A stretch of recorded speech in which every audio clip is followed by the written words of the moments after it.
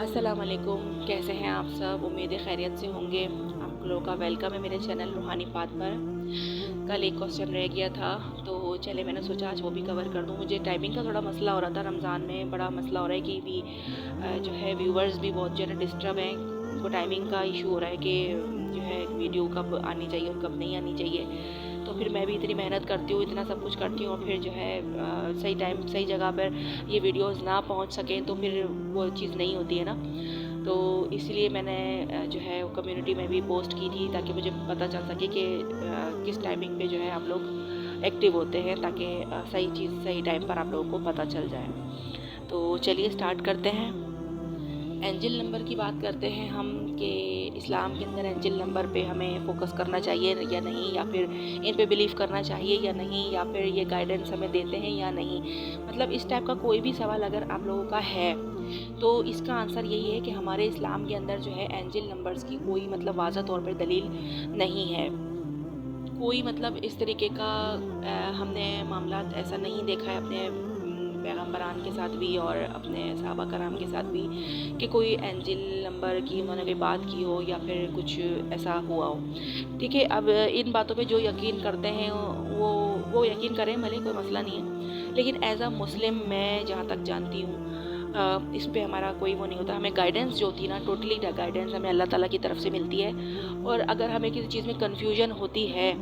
تو ہم کیا کریں گے، ہم صرف یہ کریں گے کہ جب بھی ہم نماز پڑھتے ہیں، اللہ تعالیٰ سے دعا مانگتے ہیں، اللہ تعالیٰ کے قریب ہوتے ہیں، میڈیٹیشن کرتے ہیں، اسی دوران اللہ تعالیٰ سے ہم خود ہی سائن مانگیں گے، صرف اللہ تعالیٰ سے ہی مانگیں گے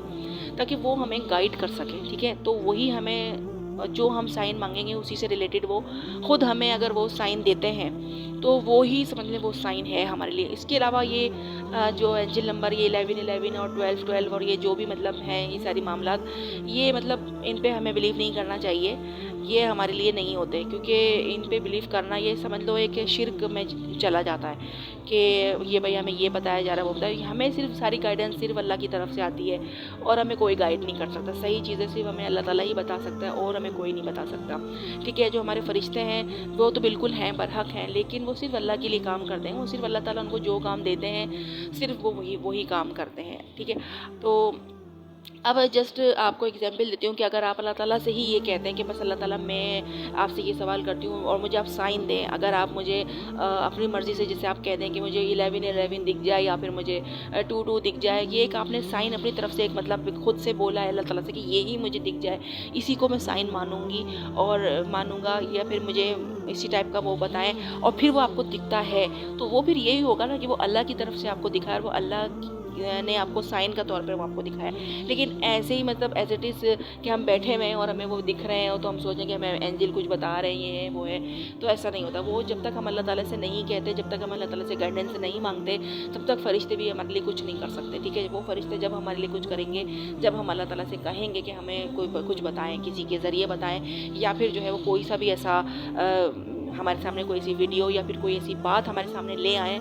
جس سے ہماری بات کلیئر ہو سکے، جس سے مجھے میرے سوال کا جواب مل سکے، تو جب ہم اس طرح کی بات اللہ تعالیٰ سے کرتے ہیں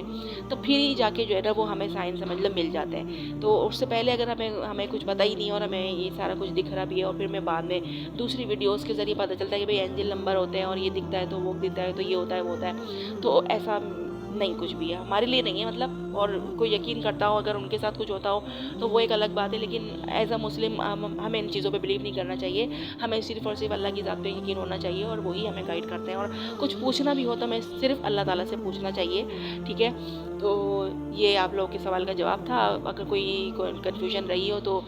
اور پوچھ سکتے ہیں کچھ بھی، یہ مختصر سا میں نے چھوٹا سا یہ کہ آپ لوگوں کو کنفیوژن آپ کی دور کرنے کے لیے بنا دیا ہے۔ اب آپ کو آئی ہوپ کہ آپ کو اس کے اندر جو ہے کلیئرٹی ملی ہوگی، تو کامنٹ میں بتائیے گا کہ آپ کو کچھ